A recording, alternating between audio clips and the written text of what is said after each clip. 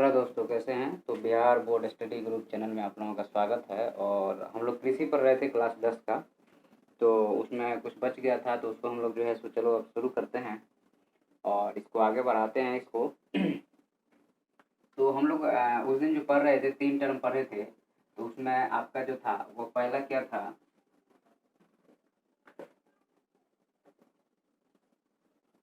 पहला था आपका कि प्रारंभिक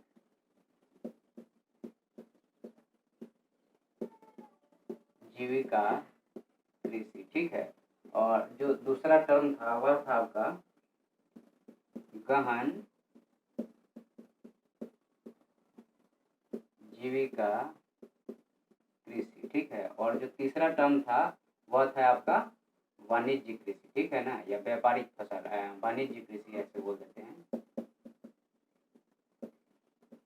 ठीक है। तो इसको अपन बोलते हैं कमर्शियल एग्रीकल्चर, इसको बोलते हैं, ठीक है। और इसको बोलते हैं आपका सबसिस्टेंस फार्मिंग बोलते हैं। और इसको बोलते हैं इंटेंसिव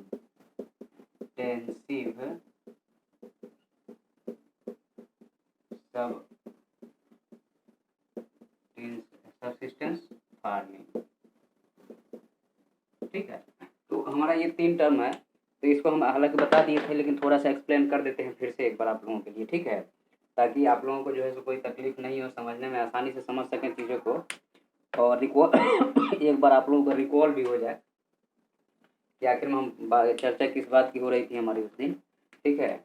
और इसके बाद में जो है अभी क्लास 9 का भी हम चालू कर देंगे। अब थोड़ा सा अभी टाइम की बड़ा ही इशू रहता है हमारे साथ में, ठीक है। तो हम लोग को क्या है कि आपका जो है सो इधर हो गया आपका प्रारंभिक जीविका कृषि, जिसको हम लोग सबसिस्टेंस फार्मिंग बोलते हैं। दूसरा हो गया गहन जीविका कृषि, जिसको इंटेंसिव सबसिस्टेंस फार्मिंग बोलते हैं। और तीसरा हो गया कमर्शियल एग्रीकल्चर, ठीक है। तो हम लोगों ने इसके बारे में डिस्कस कर लिया था कि क्या होता है आपका मेन ये इसमें क्या होता है आपका कि जो पुराना जमाना का जो है सो आप जो है सो इसमें खाद जैसे आप गोबर डाल दो, या फिर जो है सो आप लकड़ी का हल का यूज करो, ठीक है, लकड़ी का हल का यूज करो। और जो है सो मतलब कि जैसे आदिवासी लोग करते हैं, तो इस टाइप की जो खेती है इसको हम लोग प्रारंभिक जीविका कृषि करते हैं। और इसमें मेन यही होता है कि अपने खाने लायक ही उगाते हैं, इससे ज़्यादा की मतलब नहीं है इनको। ये जो उगाते हैं सिर्फ और सिर्फ अपने खाने के लिए ही उगाते हैं, ठीक है। इसके अलावा इनको बाकी दुनियादारी से मतलब नहीं है।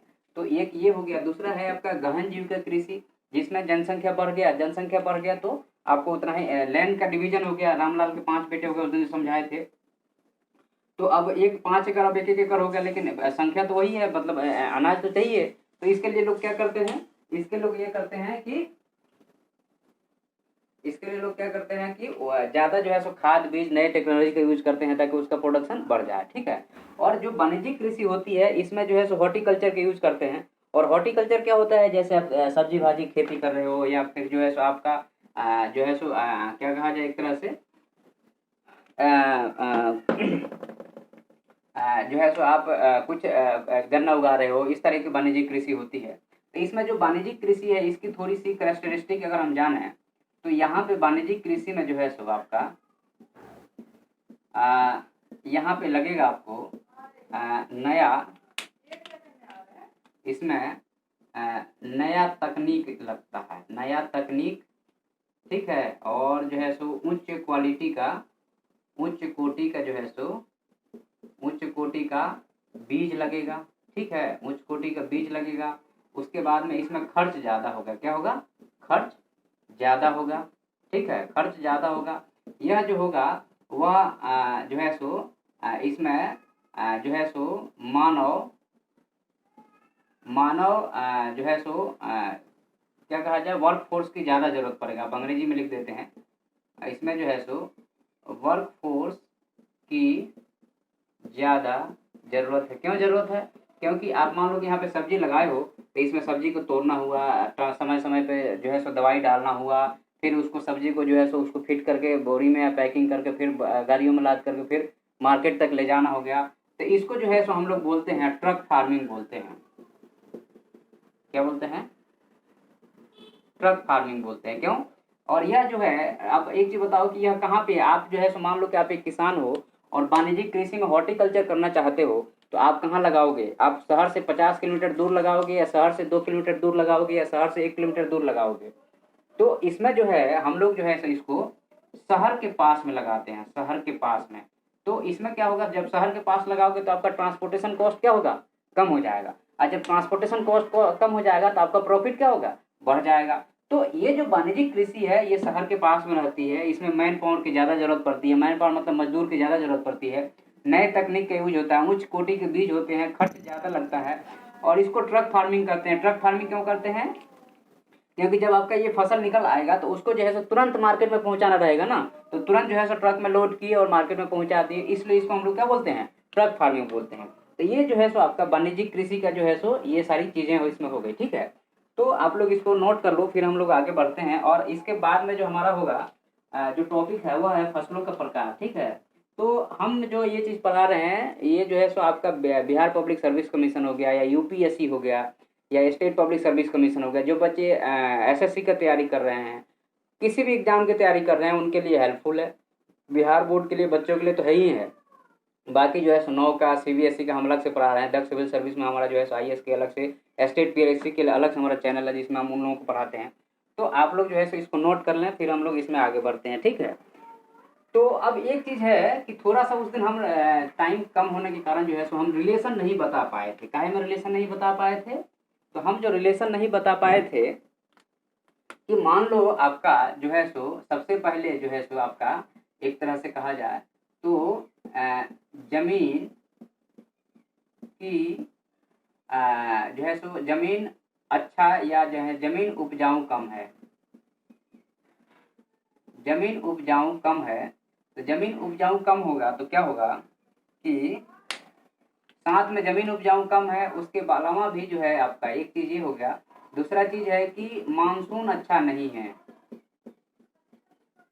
मानसून अच्छा नहीं, या फिर कम वर्षा, जहाँ पे वर्षा कम हो रही है। ठीक है, तो ये दोनों फैक्टर कंबाइन ले लो आप। जमीन कम उपजाऊ है, मानसून कम वर्षा हो रहा है, तो फसल का उत्पादन क्या होगा? फसल का उत्पादन ये जो है सो कम होगा, मतलब मैंने एरो नीचे दिखा दिया। ठीक है, तो फसल का उत्पादन कम होगा तो लोग जो होंगे वो कैसे होंगे? गरीब होंगे। लोग कैसे होंगे? गरीब होंगे। तो देखो कृषि से कैसे भारत में जो है सो लगभग 53% लोग जो है सो या तो डायरेक्ट, या तो मतलब कि सीधे तौर पे, या फिर जो है सो सीधे तौर पे नहीं, जो है सो कृषि में लगे हैं। काहे में लगे हैं? कृषि में लगे हैं। लेकिन इसका जीडीपी में योगदान जो है वह 14 से 18% के बीच में झूलते रहता है। ठीक है, लेकिन आपका जो है सो वही टर्शियरी सेक्टर, या फिर जो है सो टर्शियरी सेक्टर, और इसको बोलते हैं हम लोग सर्विस सेक्टर। क्या बोलते हैं? जब हम इकोनॉमिक्स पढ़ाएंगे तो आप लोगों को पढ़ाएंगे, तो सर्विस सेक्टर में जैसे डॉक्टर हैं, इंजीनियर हैं, टीचर हैं, हम लोग क्या है? हम लोग सर्विस सेक्टर में हैं। तो इसकी जो है सो वर्क फोर्स ये लगभग 20 से 30% या 40% है, लेकिन इसका योगदान भी उतना ही है, 30 या 40% है लगभग जीडीपी में। तो सोचो आपकी जो 53% इस कम क्यों है? क्योंकि लोगों ने या गवर्नमेंट ने जो क्या किया है? ध्यान नहीं दिया है। गवर्नमेंट ने जो है सो इसको डेवलप करने पे ध्यान कभी नहीं दिया है, इसके कारण जो है सो हमारा ये कंडीशन बना है। ठीक है, इसके बाद में हम जो नेक्स्ट बात कर रहे हैं, आपका जो नेक्स्ट बात करते हैं आपका, वह बात करेंगे आपका कि फसलों के प्रकार की बात करते हैं। ठीक है,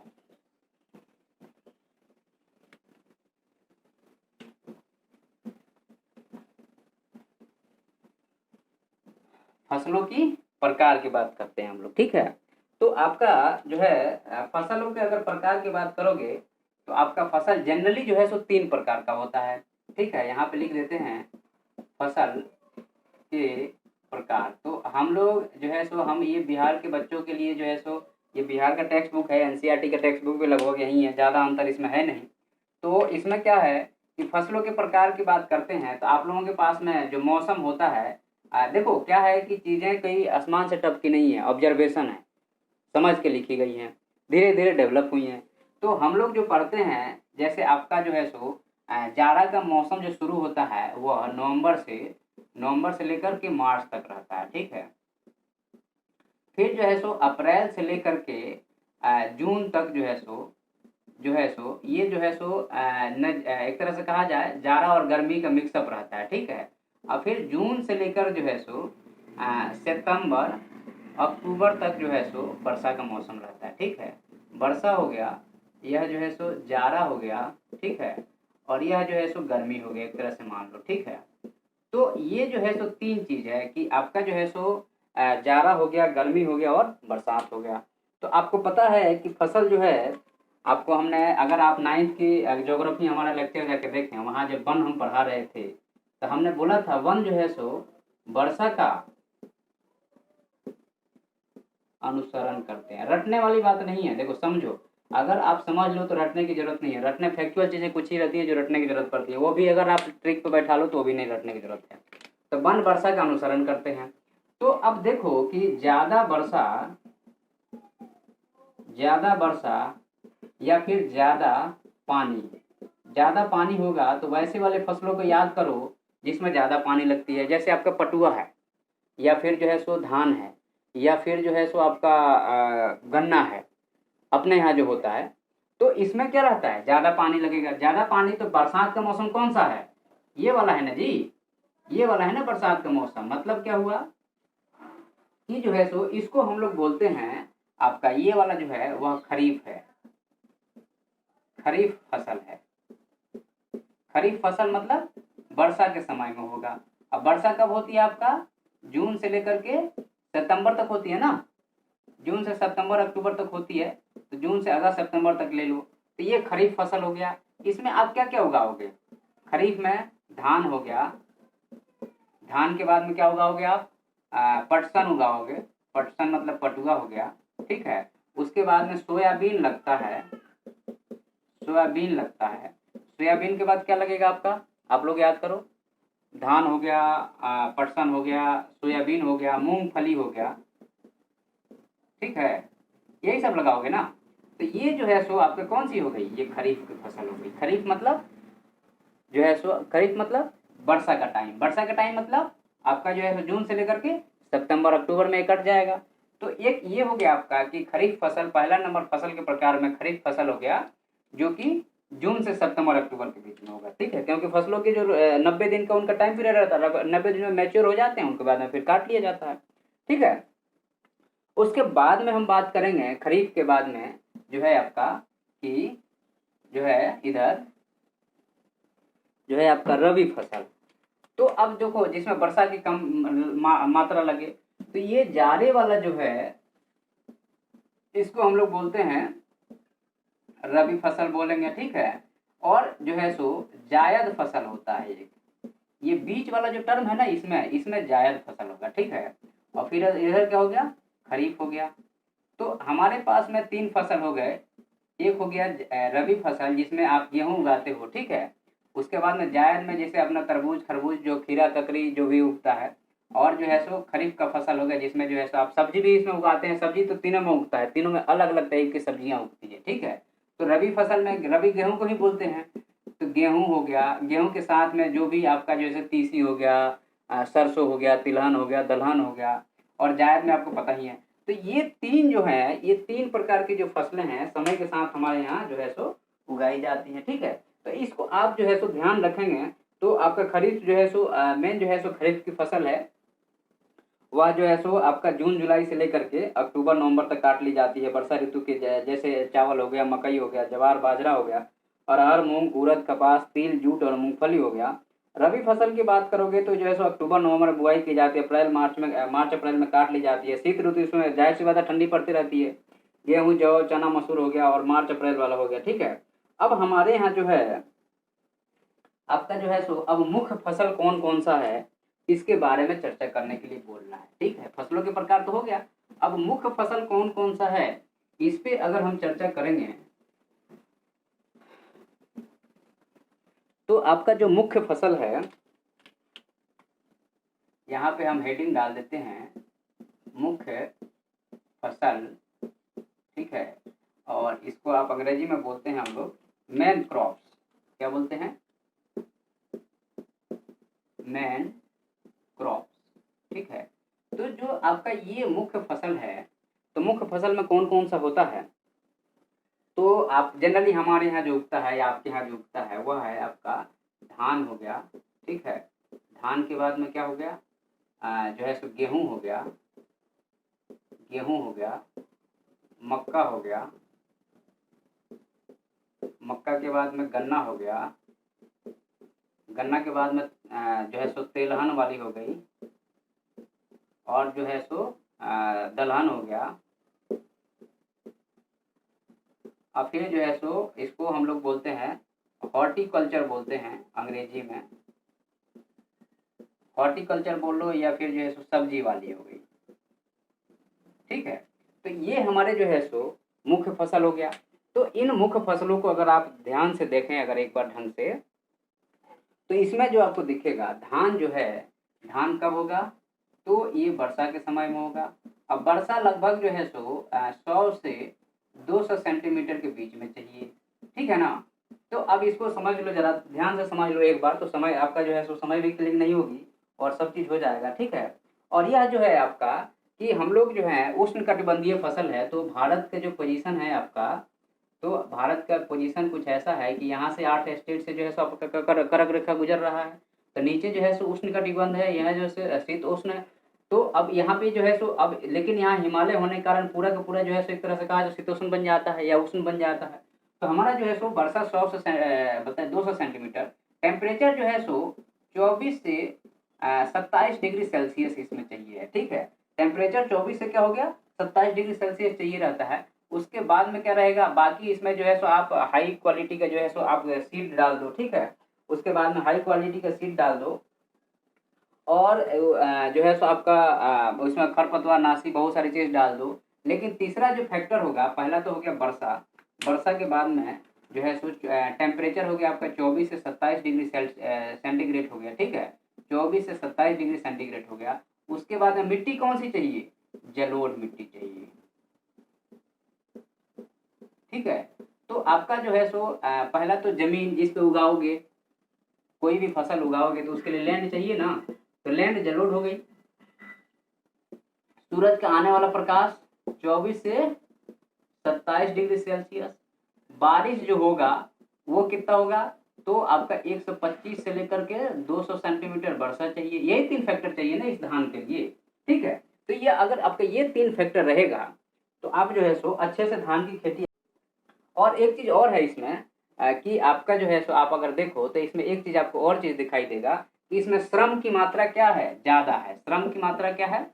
श्रम ज्यादा है। जाहिर सी बात है, पहले उसको ट्रांसप्लांट करना पड़ेगा, फिर उगेगा, फिर उसमें जो है सो काटना पड़ेगा, फिर पीटना पड़ेगा। तो इसमें श्रम की मात्रा क्या हो गई? ज्यादा हो गई। तो धान में वर्षा जो है सो 100 से 200 सेंटीमीटर के बीच में चाहिए है, या 125 से 200 सेंटीमीटर, 100 पे भी चल जाएगा। 24 से 27 डिग्री तक टेम्परेचर चाहिए, जलोढ़ मिट्टी चाहिए, श्रम की मात्रा ज्यादा हो गई, ठीक है। तो ये जो है सो अच्छा, दूसरा चीज ये है कि अब इसका जो है सो भारत में ये तो हो गया आपका कि यही 3 फैक्टर को आपको याद रखना है। अगर ये 3 फैक्टर आप याद रखोगे तो आपका काम बन जाएगा। कैसे याद करने का तरीका क्या है इसका, कि यह जो है सपोज दैट कि यह जो है सो एक पौधा है, ठीक है। यह जो है सो एक पौधा है, ठीक है। यह जो है सो एक पौधा है। तो यह पौधा है तो इसको क्या चीज की जरूरत है? सूरज की लाइट की जरूरत है, ठीक है। तो टेम्परेचर हो गया यह, ठीक है। दूसरा पानी की जरूरत है, तो पानी कहाँ से होगा? बादल से होगा ना। तो ये टेम्परेचर हो गया, और ये हो गया वर्षा हो गया, ठीक है। और तीसरा जो हो गई क्या हो गई? मिट्टी हो गई। अगर इन तीनों चीजों को रखो तो आराम से ये सारी चीजों का हम लोग जवाब एक ही बार में दे देंगे और कोई टेंशन भी नहीं होगा, ठीक है। तो इस चीज को जो है सो आपको ध्यान रखना पड़ेगा। ऊपर थोड़ा सा नहीं जा पा रहा इसलिए हमको बार बार देखना पड़ता है। इसको थोड़ा नीचे बना देते हैं, ठीक है। ऊपर थोड़ा सा वो जा नहीं पा रहा है। तो आपका जो है सो मान लो कि ये आपका जो है सो यह आपका जो है सो एक पौधा है, नीचे इसका जड़ हो गया और ये इसकी पत्ती हो गई, ठीक है, ठीक है। और ये इसके जो है सो आगे के भाग हो गया। तो यहाँ पे ये सन हो गया, तो सन से जो है सो लाइट, पहला चीज़ तो इस पे जो चाहिए वो टेम्परेचर। सन का लाइट का मतलब क्या हुआ, टेम्परेचर हुआ। पहला चीज़ आपको क्या चाहिए, टेम्परेचर चाहिए, ठीक है। दूसरा चीज़ चाहिए मॉइस्चर। तो मॉइस्चर काहे से होगा, तो वर्षा से होगा ना जी। तो यहाँ हो गया वर्षा, ठीक है। तो आपका जो है सो पहला चीज़ जो हो गया आपका जो है सो टेम्परेचर हो गया, दूसरा जो है सो वर्षा हो गया, और तीसरा जो है सो मिट्टी हो गया, ठीक है। बाकी लेबर वगैरह तो आप बता सकते हो कि इसमें जैसे गन्ना है तो ज़्यादा लेबर लगेगा, ये धान है तो ज़्यादा लेबर लगेगा, गेहूं में भी लेबर लगता ही है। तो लेकिन ये जो है सो आपका पहला फैक्टर ये है, दूसरा फैक्टर ये है, और तीसरा फैक्टर ये है, बस बात खत्म हो गई। आपका जो है सो ये मैथ हो गया एक तरह से कहा जाए तो। ज्योग्राफी तो वैसे भी मैथ ही है, और क्या है। तो ये जो तीन फैक्टर हैं, अगर इन तीन फैक्टर पे आप ज़्यादा ध्यान दोगे तो आपका जो है सो काम बन जाएगा, ठीक है। तो अब इसका थोड़ा सा जो है सो इन तीन फैक्टरों के बाद में जो है सो आपका ये वाला जो है सो आपका टेम्परेचर हो गया, उधर दिख नहीं रहा, ये टेम्परेचर हो गया, ये वर्षा हो गया, और ये तीन फैक्टर है। कहीं भी फसल उग रहा है तो टेम्परेचर, पानी और जमीन, ये तीन चीज की मोस्ट रिक्वायरमेंट है, ठीक है। तो अब इसके बाद में ये तीन चीज जब हो गया तो अब भाई हो गया कि सर ये तो ठीक है, आपने ये तीन चीजें बता दिया कि यहाँ जो है सो आपका जो है सो ये हो गया आपका कि वर्षा हो गया, ये टेम्परेचर हो गया सर, ये वर्षा हो गया, ये टेम्परेचर हो गया, और ये सॉइल हो गया या मिट्टी हो गया, ठीक है। इधर हम मिटा देते हैं क्योंकि जगह की कमी है, तो ये वाला हम मिटा देते हैं, एक एक करके देख लेते हैं, अभी हो जाएगा। तो ये तो हो गया सर कि आपका टेम्परेचर हो गया, वर्षा हो गया, और सॉइल हो गया। अब सर थोड़ा सा इसका एरिया भी बता दीजिए कहाँ होगा। तो बोले कि इसका एरिया के हम बता रहे हैं, तो इसका एरिया जो होगा भारत में मैप पे अगर आप इंगित करें,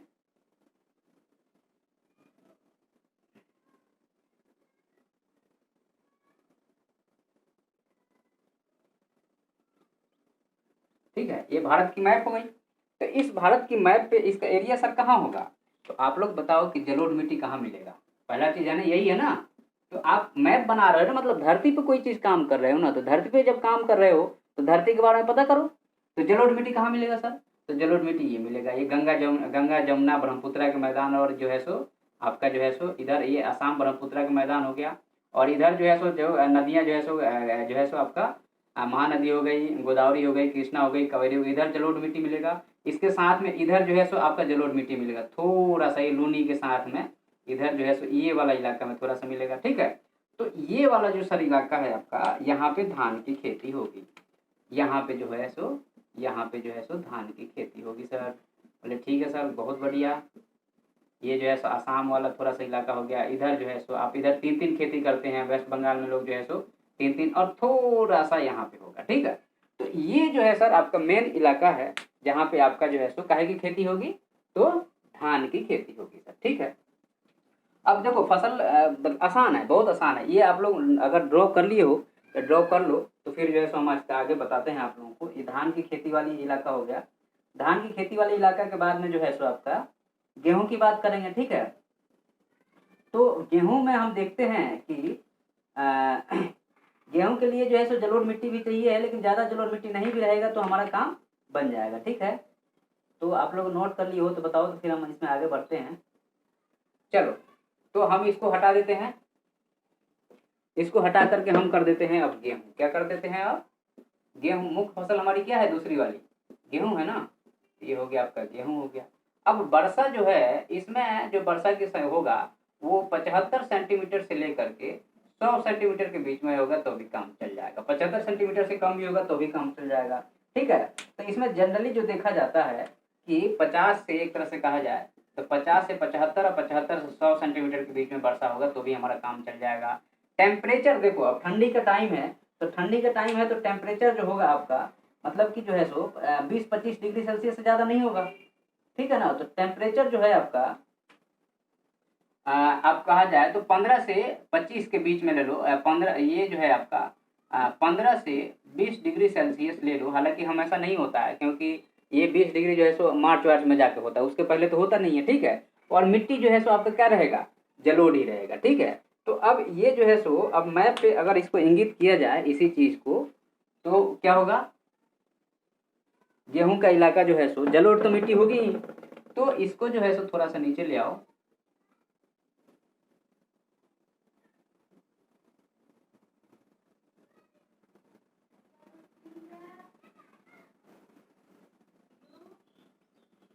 ठीक है। तो हमारा जो होगा इसका एरिया जो होगा ये वाला जो होगा आपका एक तरह से कहा जाए ये वाला जो एरिया होगा एमपी से लेकर के ऐसा कुछ होगा, इधर बिहार वार साइड होते हुए ये वाला जो एरिया होगा, ये वाला जो सर एरिया है ये गेहूँ के लिए, किसके लिए है ये? गेहूँ के लिए। बाकी दूसरी जगह पे भी होता है, लेकिन मुख्य गेहूँ का उत्पादन वाला जो राज्य है वो आपका जो है सो पंजाब हो गया।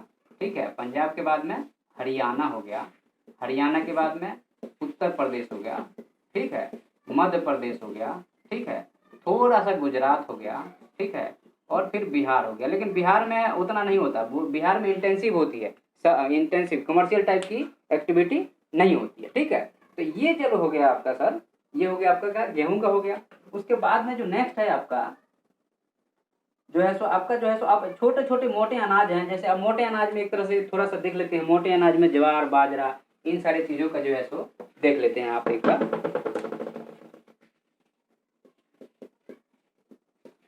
मोटे अनाज की अगर हम बात करते हैं तो वर्षा जो है सो आपका समझ लो कि 40 से 70 सेंटीमीटर के बीच में राजस्थान वगैरह की बात करते हैं। टेम्परेचर का कोई इशू नहीं है, टेम्परेचर तो इसमें जो है सो आपका 25 से लेकर के मान लो 40 डिग्री सेल्सियस भी होगा तो भी चल जाएगा। मिट्टी में भी कोई इशू नहीं है, कोई भी मिट्टी हो सकती है। ठीक है, श्रम की मात्रा खैर तो बात ही हटा दो, श्रम तो ऐसा ही है। तो अब यहाँ पे जो है सो आपका या फिर जो है सो ये महाराष्ट्र का इलाका हो गया, विदर्भा का इलाका हो गया, या फिर इधर जो है सो इधर जो है सो थोड़ा सा जो है इधर जो है सो ये वाली जो है सो मोटे अनाज में ज्वार बाजरा रागी इन सारी चीजों की खेती होती है। अब गन्ना तिलहन मूंगफली सोयाबीन सरसों, अब ये सारी चीजें हैं। तो अब हमारे पास में जो है सो अब देखो थोड़ा सा जो है सो फास्ट करना पड़ेगा, क्योंकि लेक्चर हमारा हो गया 26 मिनट का और हमें इसको खत्म करना है आज, नहीं तो लफड़ा हो जाएगा। तो चलो अब थोड़ा सा जल्दी जल्दी कर लेते हैं, समझने वाली चीजें तो अपन ने कर लिया है।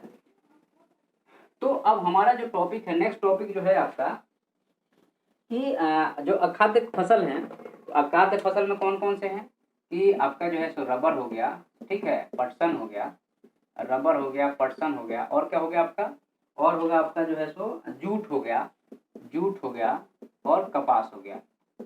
तो ये पटसन और जूट एक ही है, ये अलग नहीं है। ठीक है, तो इसमें जो है सो अब रबर की जो है सो रबर कहाँ पे होगा, जहाँ खूब बारिश होगी, तो ये केरल में होगा।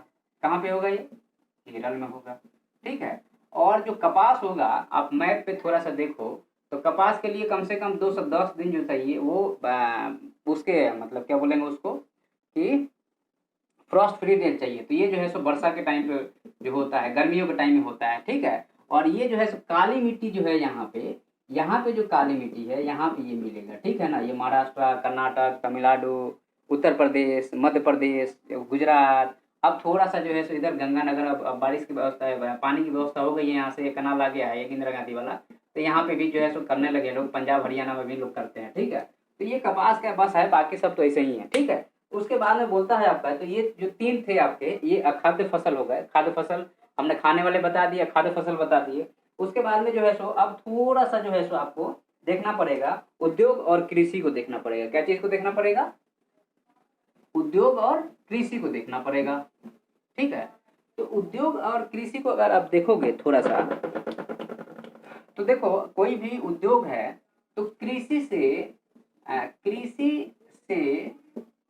संबंधित कृषि से संबंधित अगर आप उद्योग की बात करोगे, कृषि संबंधित उद्योग की बात करोगे, तो आपका जो है सो जूट बनाना, जैसे आप लोग पता होगा बंगाल में बहुत जूट फैक्ट्री थी, अब बंद हो गई है। क्यों? क्योंकि जब भारत और पाकिस्तान का विभाजन हुआ तो उसमें क्या हुआ कि जूट का जो उत्पादन वाला एरिया हो बंगाल में चला गया और फैक्ट्रियां जो है सो भारत में रह गई। तो जब उत्पादन ही नहीं होगा तो कहाँ से काम चलेगा, तो इसलिए जो है सो वो हो नहीं पा रहा है। ठीक है, नेक्स्ट वन जो है आपका जो है सो दूसरा चीज जो है इसमें वह ये है आपका कि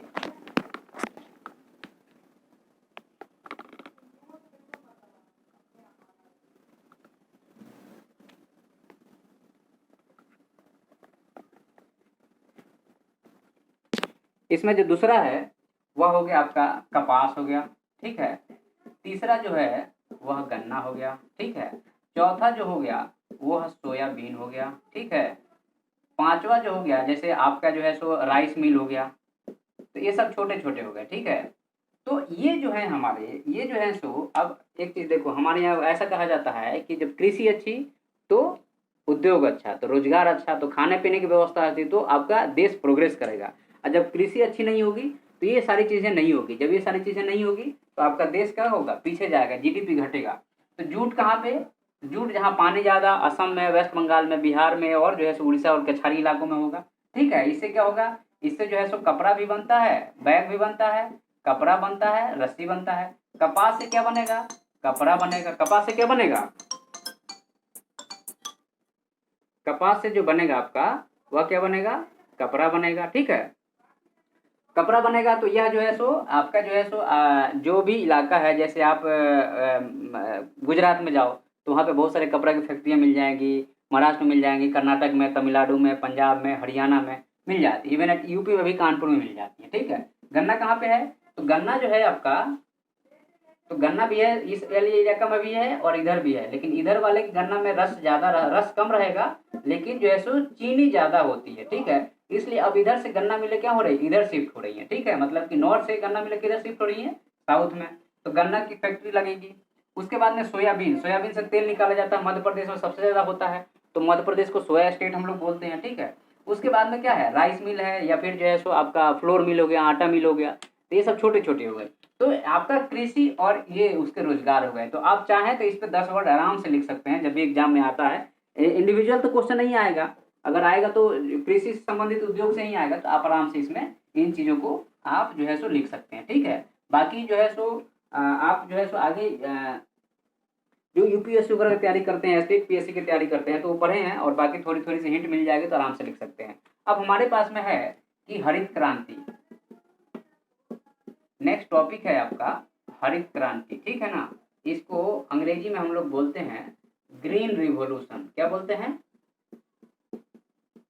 ग्रीन रिवॉल्यूशन, हरित क्रांति और ग्रीन रिवॉल्यूशन। अब ये क्या चीज है भाई, ये क्या बोला है, तो अगर हरित क्रांति या ग्रीन रिवॉल्यूशन की अगर आप बात करते हो तो सर इसमें मेन चीज क्या है, वह यह है कि जब हमारा देश आज़ाद हुआ तो खाने पीने की चीज़ें नहीं थी, अनाज नहीं था, बहुत भूखमरी थी, तो हमें अमेरिका से, रसिया से अनाज मंगाने पड़ते थे, और कई बार बेइज्जती होती थी, पैसा देने के बाद भी अच्छे अनाज नहीं मिलते थे। तो फिर क्या हुआ कि इसके लिए क्या किया जाए, तो इसमें जो है सो 1960 से लेके 1970 और 1970 से लेकर के 1980 मोटा मोटी कहा जाए तो ये फेज, इसको बोलते हैं फेज 1 और इसको बोलते हैं फेज 2, दो फेज है। ठीक है, तो 1960 से 70 के बीच में क्या हुआ कि क्या किया गया, पंजाब, हरियाणा और तमिलनाडु और आंध्र प्रदेश, ध्यान रखना आप, कभी भी कंफ्यूज नहीं करना, नहीं तो मामला जो है गड़बड़ हो जाएगा। ठीक है, तो पंजाब हो गया, और ये लगा हरियाणा हो गया, और इधर आंध्र प्रदेश और तमिलनाडु हो गया, ये वाला इलाका हो गया। तो फेज 1 में क्या किया गया कि हाई क्वालिटी का जो है सो सीड, या फिर कहा जाए कि उच्च उच्च जो है सो उच्चतम जो है सो बीज, पहला चीज उच्चतम बीज। दूसरा इसमें है उच्चतम बीज के बाद में दूसरा है कि आपका जो है सो उर्वरक, उर्वरक। ठीक है, और तीसरा जो है सो पेस्टिसाइड, और चौथा जो है सो कीटनाशक, इसको बोलते हैं कीटनाशक, और चौथा जो है सो आपका मशीन, जैसे ट्रैक्टर हो गया, पानी के लिए जो मशीनें हैं, ये सारी चीजें हो गई। तो सरकार ने ये सब चीजें, और फिर जो है सो पानी की व्यवस्था, वाटर की व्यवस्था, पंजाब हरियाणा में सब्सिडाइज रूप पे, और यहाँ आंध्र प्रदेश तमिलनाडु में सरकार ने पहले फेज में दिया, तो यहाँ से बम्पर उत्पादन हुआ। क्योंकि जाहिर सी बात है पहले फसलें नहीं हो रही थी, अच्छा क्वालिटी का बीज नहीं था, तो बीज अमेरिका से मंगाया गया, उसके बाद में जो है सो यूरिया दिया गया, फिर पानी दिया गया, मशीन दिया गया, तो बम्पर क्वालिटी, बम्पर जो है सो प्रोडक्शन हुआ। जब बम्पर प्रोडक्शन हुआ तो धीरे धीरे हम लोग सस्टेनेबल होने लगे। लेकिन प्रॉब्लम ये था कि पंजाब हरियाणा और जो है सो आप आंध्र प्रदेश तमिलनाडु में ही दिए, बाकी जगह पे इस तरह की नहीं। फिर फेज 2 में जो है सो इसको एक्सपेंड किया गया। लेकिन अब क्या प्रॉब्लम है कि शुरू शुरू में तो मजा, कोई भी चीज़ है शुरू शुरू में मजा आता है आपको, लेकिन बाद में उसकी रिपरकर्शन, मतलब उसका जो है सो दुष्परिणाम, यहाँ पे क्या है, ज़्यादा खाद, ज़्यादा बीज, ज़्यादा कीटनाशक डालने से जमीन की उर्वरता कम हो रही है, जमीन ऊसर हो रहा है। दूसरा चीज़ है कि खाने में जो अनाज है उसमें उन सारी चीज़ों को भी योगदान हो रहा है, जैसे कैंसर हो रहा है, जैसे बहुत सारी चीज़ें रोग हो रहा है। तो ये जो है सो इसका दुष्परिणाम है। हरित क्रांति यही है, हरित क्रांति और कुछ नहीं है। ठीक है ना, उसके बाद नेक्स्ट हम देखते हैं इसमें हरित क्रांति के बाद में थोड़ा सा जो है सो फास्ट बढ़ाना पड़ेगा, नहीं तो काम नहीं चलेगा। क्या है कि सिलेबस जो है आप लोगों का जल्दी खत्म करना है। तो हरित क्रांति के बाद में है सो कृषि, अर्थव्यवस्था और रोजगार, ये जो टॉपिक है थोड़ा सा देख लो। इसके बाद जो खत्म ही है उसमें कुछ है नहीं। खाद्य सुरक्षा हो गया, इरिगेशन हो गया, चलो ठीक है। तो आपका जो है सो टॉपिक है कृषि अर्थव्यवस्था एवं रोजगार। कृषि अर्थव्यवस्था एवं रोजगार, ठीक है ना। तो एग्रीकल्चर, इकोनॉमी एंड जो है सो एम्प्लॉयमेंट, इसको अंग्रेजी में लिखो तो यहाँ पे लिख देते हैं एग्रीकल्चर, इकोनॉमी एंड एम्प्लॉयमेंट, ठीक है ना।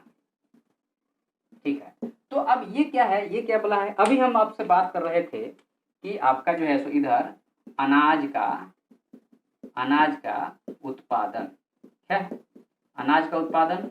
तो अनाज का उत्पादन होगा तो इसमें रोजगार लगेगा ना भैया, इसमें मजदूर तो लगेंगे ना, मजदूर लगेंगे ना इसमें। पहला चीज यहाँ मजदूरी हो गई, तो यहाँ पे एम्प्लॉयमेंट जनरेशन होगा जब इसको उत्पादन कर रहे थे। उसके बाद में इसका जो है सो प्रोसेसिंग मतलब कि फैक्ट्री में जाना, ठीक है। तो यहाँ पे भी आपको रोजगार मिला, ठीक है। उस क्या हुआ इसका डिस्ट्रीब्यूशन, तो यहाँ पे भी आपको रोजगार मिल गया, ठीक है। तो लेकिन ये जो तीनों रोजगार हैं उसका जड़ कहाँ पे है, यहाँ पे है। उसका जड़ कहाँ पे है, उसका जो जड़ है, उसका जड़ ये है, कौन सा है भैया, उसका जड़ जो है सो यहाँ पे है कि यहाँ पे मतलब कि आपका पानी मतलब मानसून, पानी मतलब मानसून, उसके बाद में जो है सो आपका जमीन, और तीसरा है तापमान। लेकिन ये जमीन और तापमान तो लगभग ठीक ही रहेगा, ये बदलते रहता है। मतलब ये फैक्टर अगर काम किया, इग्नाइट मतलब कि आग लगाने के लिए माचिस चाहिए ना, तो ये माचिस है, ये काम करेगा तो ये होगा। जब ये होगा तो आपको रोजगार मिलेगा, आपको रोजगार मिलेगा और आपको रोजगार मिलेगा। यही हो गया कृषि अर्थव्यवस्था और रोजगार, समझ गए। तो इस पे आप लोग अपना हिसाब से लिख सकते हैं और आपको जो है इसमें अच्छे नंबर मिल सकते हैं, ठीक है ना। नेक्स्ट हम लोग देखते हैं,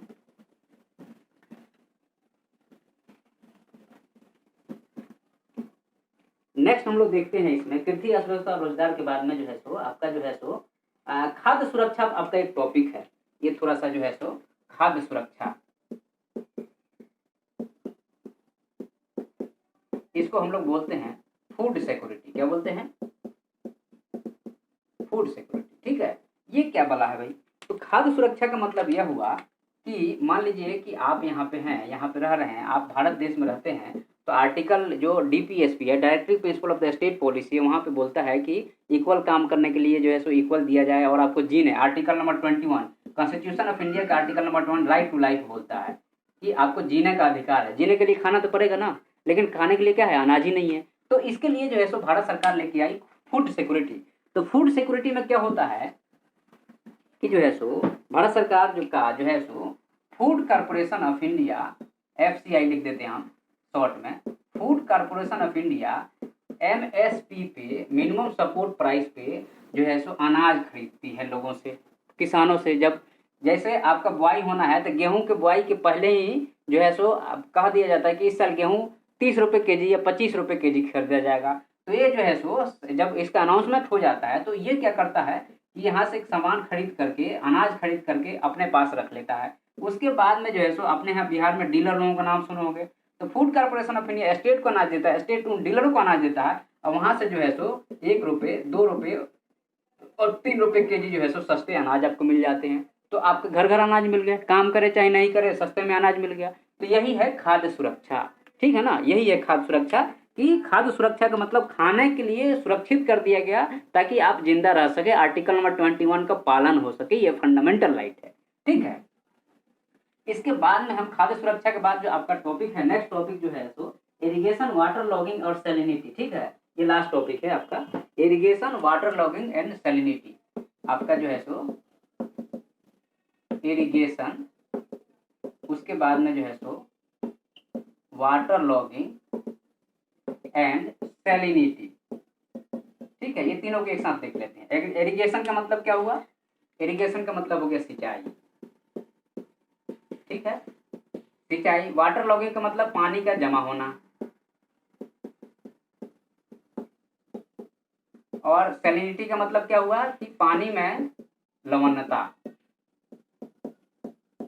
यही हुआ ना, कोई बात नहीं। ये जो है सो यहाँ पे एक नदी फ्लो कर रही है, इधर से आ रही है नदी, यहाँ पे हमने एक बांध बना दिया और यहाँ पे टर्मिनाई लगा दिया, तो ये बांध से जो है सो बिजली भी पैदा होने लगी और यहाँ से नहर निकाला हमने, ये है नहर, यहाँ से फीडर नहर निकाल दिया, इधर से फीडर नहर निकाल दिया, मेन नहर आ रहा है, ठीक है। लेकिन आप लोग देखे होंगे तो ये इरिगेशन प्रोजेक्ट है, इसको मल्टीपर्पज प्रोजेक्ट भी बोलते हैं। मल्टीपर्पज कैसे, एक तो यहाँ पे बाढ़ रुक जाएगा, यहाँ पे बाढ़ रुक जाएगा क्योंकि पानी रोक दिया हमने। दूसरा चीज क्या होगा कि यहाँ से सिंचाई हो जाएगी, और तीसरा चीज होगा कि यहाँ पे फिशिंग हो जाएगी, ठीक है। लेकिन इसका प्रॉब्लम क्या है कि यहाँ पे जब पानी रुकेगा तो यहाँ के एरिया जो है सो डूब जाता है, डूब क्षेत्र में आ जाता है, तो इकोलॉजिकल लॉस है। दूसरा चीज ये है कि पानी जब आता है तो साथ में जो सिल्ट है वो जमा होते हैं, तो वाटर का जो है सो लेवल क्या होता है, ऊपर उठता है, तो बांध की ऊंचाई बढ़ानी पड़ेगी, बाहर के एरिया में पानी फैलेगा और ये डूबते जाएगा, समझ रहे हो ना। तो ये एक इसका दुष्परिणाम है, हम उस पर नहीं जाते हैं। आपका सिंचाई में है, सिंचाई में क्या है, सिंपल सी बात है, यहाँ बांध बना दिए, मल्टीपर्पज का मतलब मल्टी काम हो रहा है, बिजली पैदा हो रहा है, बाढ़ से सुरक्षा हो रहा है, यहाँ पे सिंचाई हो गई। लेकिन इसका दुष्परिणाम क्या है, वाटर लॉगिंग। ये जो है सो आप लोग देखे होंगे जो नहरें हैं उनके किनारे हमेशा पानी जो है सो जमा रहता है, या किसान क्या करता है यहाँ से सीधे खोल देगा, फ्लड इरिगेशन कराएगा, तो ये जो है सो जमीन जो है सो पूरी पानी से लबालब हो जाएगा, उतने पानी की जरूरत नहीं है लेकिन खूब लबालब हो जाएगा, तो फसलें पक के खराब हो जाएंगी, तो ज़्यादा प्रोडक्शन नहीं होगा। तो ये है वाटर लॉगिंग। वाटर लॉगिंग मतलब पानी का जमा होना, और पानी का जमा कहाँ पे होगा, जहाँ पे उसका स्रोत होगा या आपने ज़्यादा पानी दे दिया, ठीक है। और तीसरा चीज़ है सैलिनिटी। तो अब क्या है कि सैलिनिटी यहाँ भी होता है, लेकिन मेन सैलिनिटी अगर कहा जाए तो ये जो है सो आपका जो है सो आप मान लो कि यहाँ पे आप सिंचाई करोगे, यहाँ पे सिंचाई करोगे, समुद्री इलाका में सिंचाई करोगे, तो वाटर लेवल जब नीचे जाएगा तो ये जो है सो समुद्र का खारा पानी उसमें घुसते चला जाएगा, तो ये जो है सो सैलिनिटी है, और इसके कारण जो है सो इसके बाद फसल की उत्पादन अच्छी नहीं होगी, दुनिया भर के रोग हो सकते हैं आपको, ठीक है। तो ये जो है सो आपका सैलिनिटी हो गया। तो ये 3 टर्म जो था आपका, इसका मीनिंग यही है और कुछ नहीं है, ठीक है। और उसके बाद में जो है सो ये 3 टर्म है, इसका और कुछ नहीं है इसमें लिखा हुआ, और लिखने की जरूरत भी नहीं है, हमने आपको बता दिया कि ये तीनों टर्म का मीनिंग क्या है, ठीक है। तो अब आप लोगों का काम क्या है कि आप लोग जो है सो इस चैप्टर को पहले आराम से पढ़िए, पढ़ने के बाद में उसको समझिए कि उसमें लिखा क्या है, ठीक है। पढ़िए, समझिए, और हमने जो पढ़ाया उसका पहले लेक्चर देखिए, फिर पढ़िए और फिर क्वेश्चन आंसर लगाइए। जो बच्चे तेज हैं, जिनके पास पैसा है, वो इंजीनियरिंग कर लें, अच्छी बात है, लेकिन लास्ट में उनको भी जब बहुत ज़्यादा कीड़ा काटता है तो IAS IPS की तैयारी करने के लिए भाग के आते हैं। तो अभी से आप हमारे साथ जुड़े रहोगे तो आपको फ़ायदा होगा, ठीक है। चाहे कोई भी हो, जनरल अवेयरनेस के लिए भी आपको ये चीज़ें चाहिए ही चाहिए, ठीक है, और आपको पास होने के लिए तो चाहिए ही। इसलिए आप लोग हमसे जुड़िए, समझिए कि हम क्या पढ़ा रहे हैं, उसकी इम्पोर्टेंस क्या है, और फिर जो है सो हम लोग आगे बात करेंगे, ठीक है।